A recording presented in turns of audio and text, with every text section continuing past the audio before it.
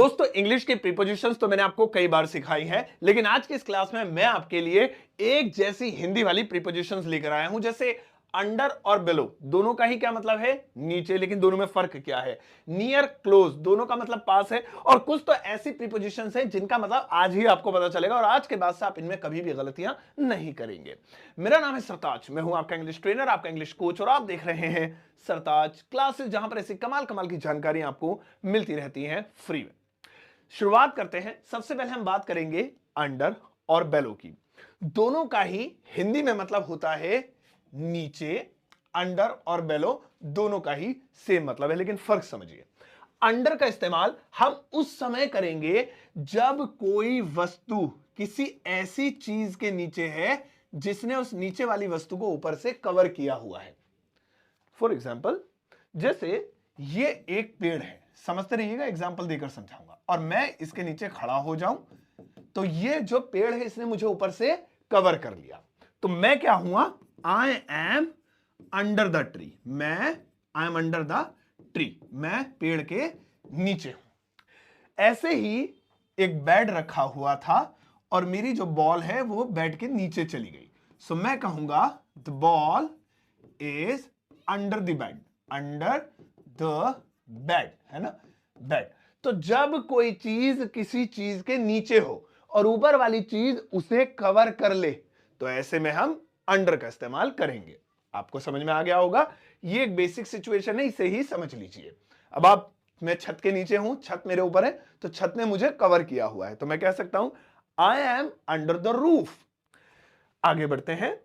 अब बात करते हैं बिलो की, जिसका मतलब फिर से यही होता है कि नीचे, लेकिन फर्क समझ लीजिए। बेलो का इस्तेमाल हम दो जगहों पर करेंगे। एक, जब ऊपर वाली चीज का नीचे वाली चीज से रिश्ता हो, रिलेशन हो। दूसरा, जब नीचे वाली चीज या ऊपर वाली चीज की हाइट नापनी हो। चलिए दोनों सिचुएशन समझते हैं। जैसे यहां पे सवाल लिखा हुआ है, क्वेश्चन है, और इसका आंसर यहां पर लिखा हुआ है, तो इसका रिश्ता किससे है? ये सवाल है और ये इसका जवाब है, क्वेश्चन पेपर है ना।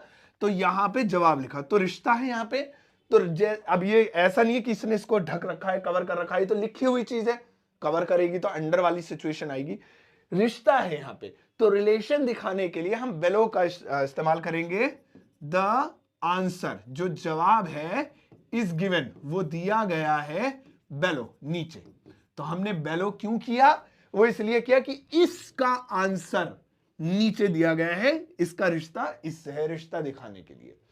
इसी तरीके से हम कह सकते हैं, जैसे एक टीवी है ना, और इस टीवी के नीचे यहां पर बटन लगे हुए हैं, इसमें से एक बटन ऑन ऑफ का है, गौर से समझेंगे।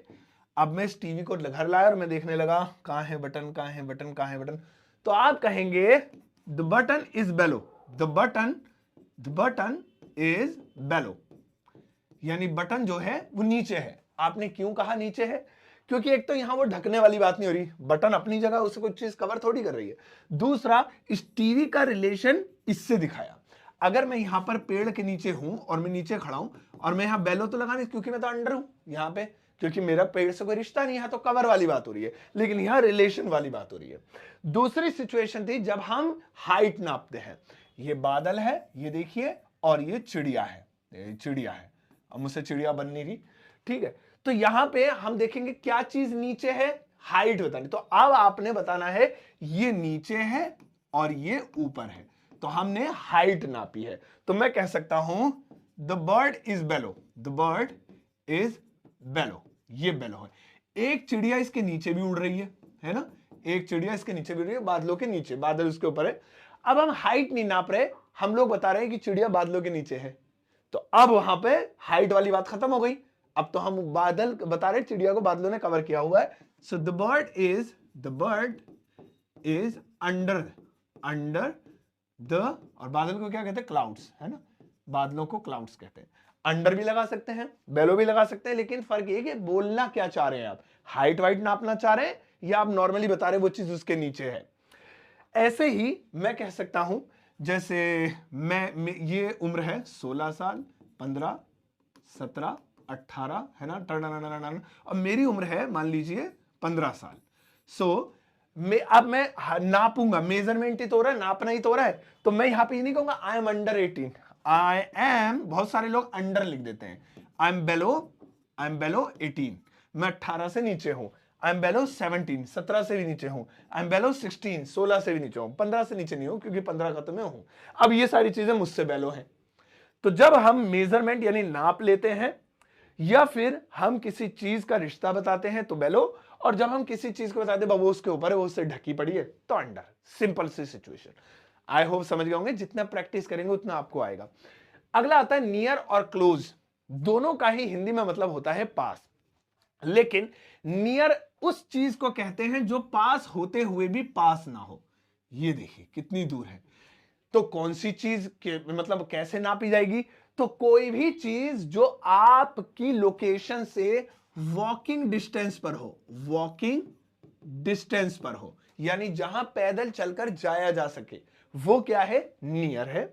मान लीजिए ये मेरा घर है और ये यमुना नदी बह रही है, और मेरे घर से यमुना नदी की जो दूरी है वो 2 किलोमीटर है, और 2 किलोमीटर अच्छी खासी दूरी होती है, आपको पता ही है, लेकिन फिर भी ये 2 किलोमीटर की दूरी पैदल चलकर पार की जा सकती है।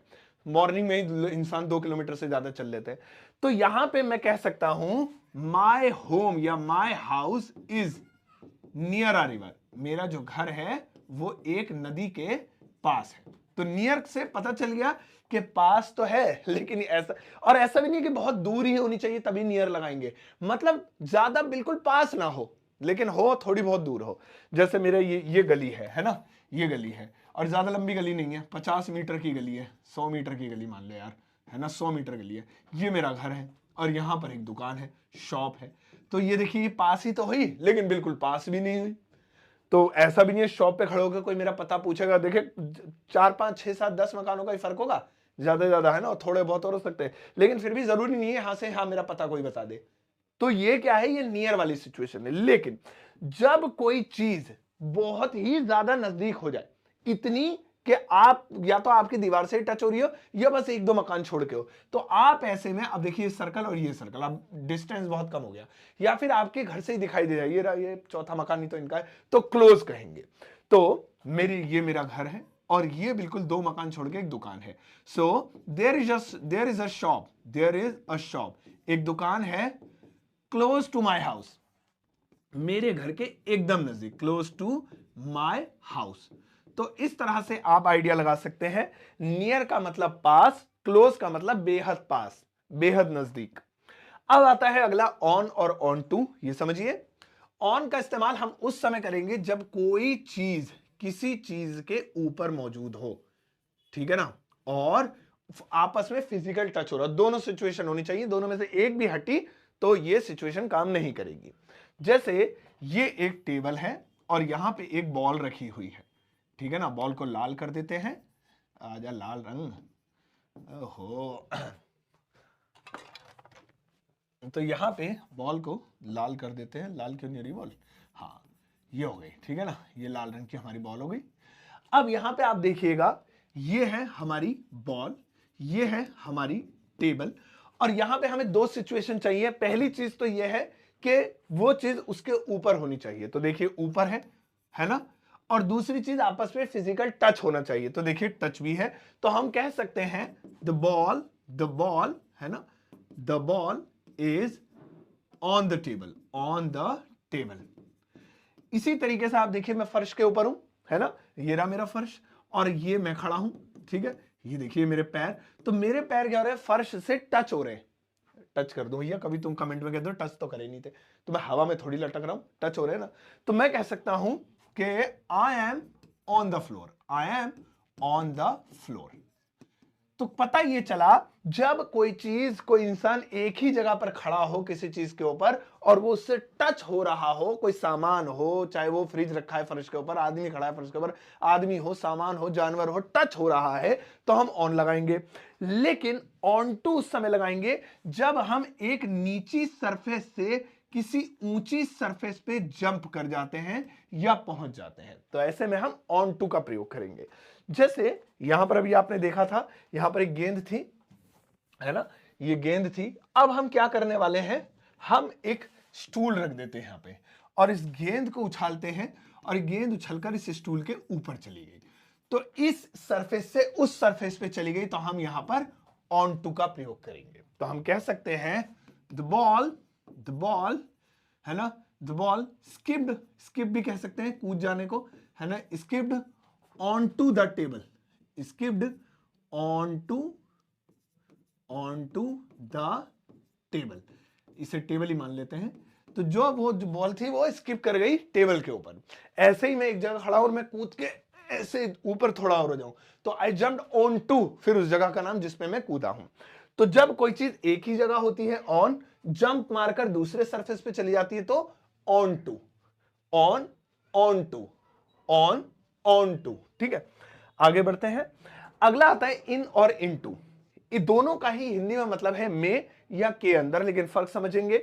जब कोई चीज ऑलरेडी किसी चीज में होती है पहले से ही, ठीक है, तो वहां इन का प्रयोग करते हैं। जैसे अभी इतनी देर से मैं कमरे में हूं, सो मैं पहले से ही मौजूद हूं, I am in the room, I am in the room. ठीक है, दिल्ली के अंदर लाल किला है, तो पहले से ही मौजूद है।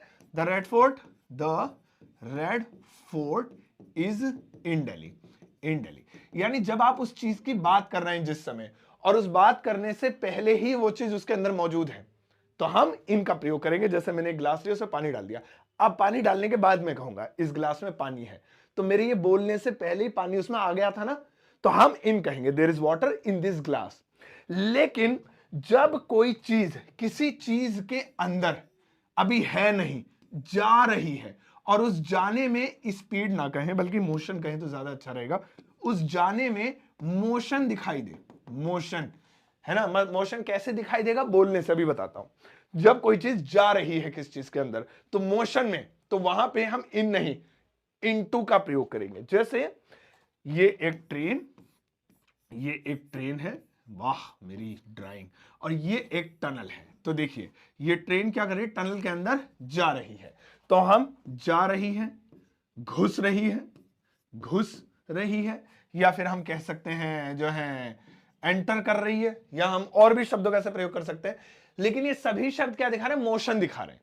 अगर मैं कहता ट्रेन टनल के अंदर खड़ी है, खड़ी, तो ये खड़ी शब्द क्या है, ये मोशन नहीं दिखा रहा, खड़ी है।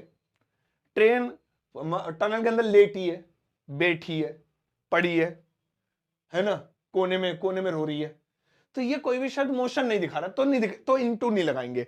कोई भी ऐसा शब्द घुसना, गिरना, बढ़ना, है ना, भगना, ये सब क्या है, ये मोशन वाले वर्ड्स हैं, तो इनटू लगाएंगे। तो इसी तरीके से he is in the well, यानी कि इन, वह कुएं के अंदर है। देखिए ये इन क्यों लगाया, क्योंकि ये है कुआं और ये बंदा ऑलरेडी इसके अंदर है, तो यहां पे कोई मोशन ही नहीं लग रहा। लेकिन ये देखिए ये पेड़ है ना, और ये बंदा यहां से पेड़ पे चढ़ा था और ये कुएं के अंदर गिर रहा है, तो ये क्या कर रहा है, गिर रहा है। तो गिरना, ये शब्द गिरना हमें क्या दिखा रहा है, मोशन दिखा रहा है, स्पीड, गिरना। अब खड़े खड़े तो गिरेगा नहीं, मोशन में गिरेगा। सो वह गिर रहा है, ही इज फॉलिंग, या गिर गया है, या गिर चुका है। गिरना आना चाहिए, चाहे कोई सा भी टेंस हो, पास्ट, प्रेजेंट, फ्यूचर, कोई फर्क नहीं पड़ता। गिर मतलब मोशन आ रहा है ना, लूज मोशन ना आ जाए। He is falling into the well, अब इनटू का प्रयोग करेंगे, इनटू द वेल। क्यों प्रयोग किया, मोशन दिखा रहे हैं। इसके बाद अगला वाला आ जाता है हमारे पास विद और अलोंग। विद का मतलब होता है साथ, साथ, है ना। अब जैसे मैं तुम्हारे साथ जाऊंगा, तो ये मैं हूं और ये तुम हो। तो बताओ जब मैं तुम्हारे साथ जाऊंगा, अपने साथ ही लेना, तो मैं तुम्हारे आगे चलूंगा, पीछे चलूंगा, दाएं चलूंगा या बाएं चलूंगा। मैं अगर आपके साथ, या आप मेरे साथ जाओगे कहीं, मान लो आप घूमने गए, तो आप मेरे से आगे चलोगे, पीछे चलोगे, दाएं चलोगे, बाएं चलोगे। आप कहोगे सर ये भी कोई सवाल है, तो आपके साथ जाएंगे, आगे पीछे तो होते ही रहेंगे, कभी भीड़ हुई आप आगे हो गए, कहीं मैं हो गया, साथ होने चाहिए, बस ये ना हो बिछड़ जाए साथ। तो जब हम आगे पीछे वगैरह की परवाह ना करें, बस साथ की बात हो, तो हम विद का प्रयोग करते हैं खाली। जैसे मैं तुम्हारे साथ जाऊंगा, I will go with you, I will go with you, with you. तो ये हो गया विद का मतलब है बस साथ से बात हो रही है, आगे पीछे दाएं बाएं कोई फर्क नहीं पड़ता, साथ है बस। ठीक है, इसी तरीके से she is going in the party with me, वो पार्टी में मेरे साथ जा रही है, तो मेरे साथ का मतलब क्या है, साथ, बस। लेकिन जब हम लोग कहें कि नहीं बराबर बराबर, भाई देख मैं ये चलूंगा आगे, तू भी आगे नहीं होगा, और मैं तेरा हाथ पकड़ूंगा, बिल्कुल बराबर बराबर चलेंगे, बिल्कुल साथ साथ, बगल बगल में, आप पीछे मत होइयो, तब हम विद नहीं अलोंग का प्रयोग करेंगे। जैसे ही वॉज वॉकिंग, वह चल रहा था, he was walking along me, along me. ये देखिए, अब इस अलोंग से पता चल रहा है कि बंदा वैसे ऐसे कंधे से कंधा मिला के चल रहा था, लेफ्ट राइट लेफ्ट फौजियों की तरह। तो जब हम बराबर बराबर चलते हैं तो उसमें अलोंग का प्रयोग करते हैं। ही वॉज वॉकिंग अलोंग मी। अगर हम विद लिख देते ही वॉज वॉकिंग विद मी, तो बस हम वो मेरे साथ ही टहल रहा था, कहां गया, आ जा यार, पीछे रह जाएगा। तो मतलब बराबर बराबर भी हो सकता है, आगे पीछे भी, कहीं भी हो सकता है। लेकिन जब हमें बराबर बराबर ही देखना हो तो अलोंग का प्रयोग करेंगे। देखिए, एक लड़के ने मुझसे पूछा कि वो सर ये मुझे ट्यूशन जाना है, ट्यूशन का रास्ता कहाँ है? मैंने कहा देखिए सड़क दिख रही है। कह रहा हाँ सर, ये रहा रोड तो दिख रहा है, बस बढ़िया रोड है ये, क्या करना है बताओ। मैंने कहा इससे पकड़ ले और इसके साथ साथ चले आ। अब ये बंदा रोड चल रहा है, रोड भी साथ में ही है, देखिए बराबर बराबर है। ऐसा तो नहीं हो जाएगा कि ये तेज भाग जाएगा, रोड कहेगा रुक जा मैं पीछे रह गया, या फिर रोड तेज तेज भाग रहा है, ये कहो रुक जा, सर ने कहा था रोड के साथ साथ जाना है, आगे कहां जा रहा है, रोड अपनी जगह है। ये जब तक रोड खत्म नहीं होगा तो ये रोड के अगल बगल ही रहेगा। तो अब यहां पे हम अलोंग ही लगाएंगे, विद नहीं लगाएंगे, क्योंकि रोड और ये अगल बगल रहेंगे, या फिर रोड पे भी चल रहा है तो ये साथ साथ ही रहेगा उसके। तो हम कहेंगे तुम्हें जाना चाहिए, यू शुड गो इस सड़क के साथ साथ, अलोंग दिस रोड, या कुछ भी, ठीक है, रिवर, इस नदी के साथ साथ। ये फर्क होता है। अब आती है बात अगली बिहाइंड और बैक साइड की। दोनों का ही हिंदी में मतलब होता है पीछे। लेकिन जब हम किसी ऑब्जेक्ट के पीछे वाले ऑब्जेक्ट की बात करते हैं तब बिहाइंड लगाते हैं, ठीक है ना। तो जैसे ये एक दीवार है ना, ये एक दीवार है और इसके पीछे एक पेड़ है। तो जब इसके पीछे वाले ऑब्जेक्ट की बात करेंगे तो हम बिहाइंड का प्रयोग करेंगे। सो हम कह सकते हैं इस दीवार के पीछे एक पेड़ है, there is a tree behind the wall. तो कुल मिला के पता चला जहां भी बिहाइंड की बात होगी वहां हमेशा दो चीजों की बात होगी, एक आगे वाले की, एक उस ऑब्जेक्ट की जो उस आगे वाले से पीछे है ना। जैसे मेरे पीछे एक भूत है तो दो ऑब्जेक्ट, एक में एक वो भूत। इस बोर्ड के पीछे एक दीवार है, दो ऑब्जेक्ट, एक बोर्ड और एक दीवार। इस कैमरे के पीछे एक खिड़की है, दो ऑब्जेक्ट, एक कैमरा एक खिड़की। तो दो ऑब्जेक्ट की बात होगी तो हम बिहाइंड का प्रयोग करेंगे। लेकिन जब सिंगल ऑब्जेक्ट की ही बैक साइड की बात होगी, यानी एक ही ऑब्जेक्ट है और उसके पीछे वाले ऑब्जेक्ट की नहीं बल्कि उसी ऑब्जेक्ट की पीछे की बात होगी, तो बैक साइड का प्रयोग करेंगे। जैसे यहां पर ये जो दीवार है ये इसका पिछला हिस्सा है, तो ये क्या है, ये बैक साइड हो गया। मेरे पीछे भूत था तो दूसरा ऑब्जेक्ट है एक में वो, लेकिन मेरी कमर देख रहा हूं तो ये मेरी बैक साइड है, तो इसको बैक साइड कहेंगे। तो मैं कहूंगा look at the back side of, look at the back side, back क्या लिख दिया मैंने, back side of the wall, यानी कि इस दीवार के पिछले हिस्से की तरफ देखो, बैक साइड। तो ये फर्क होता है। तो यहां पे हमने कुछ ऐसी प्रीपोजिशंस की मीनिंग सीखी जिनकी हिंदी एक जैसी थी। आई एम श्योर आपको बहुत मजा आया होगा। चलिए एक छोटा सा होमवर्क देता हूं, देखते हैं आप उसकी इंग्लिश मेरी मोहब्बत में बनाते हैं या नहीं। बनाएंगे जरूर, क्योंकि यहां तक अभी तक देख रहे हैं तो रीलों से बच के इंस्टाग्राम की ज्ञानी आदमी हो आप जो अभी तक पढ़ रहे हो इंटरनेट पे। यहां पर ज्यादा नहीं, बस एक सेंटेंस लिखा हुआ है जिसकी इंग्लिश ट्रांसलेशन आपको इस वीडियो के कमेंट सेक्शन में लिखनी है। वीडियो पॉज करके देख लेना, बहुत आसान सा है, चंद में 1 मिनट लूंगा, खत्म कर रहा हूं। आप मेरे व्हाट्सएप चैनल पे जुड़ सकते हैं, बेहद आसान है, लिंक वीडियो के डिस्क्रिप्शन बॉक्स में है, क्लिक करते ही मेरा व्हाट्सएप चैनल दिखाई देगा, फॉलो कर लीजिएगा। इस चैनल पर मैं ढेर सारी चीजें फ्री में भेजता हूं, जैसे पीडीएफ हो गई, पिक्चर्स हो गई, सब इंग्लिश स्पीकिंग से रिलेटेड, अपनी फोटो नहीं भेजता हूं, इंग्लिश स्पीकिंग से रिलेटेड पिक्चर्स, क्वेश्चन आंसर वगैरह वगैरह। तो प्लीज जुड़ जाइएगा। और इसके अलावा मेरा एक super basic English learning course है जो बहुत ट्रेंड में है आजकल।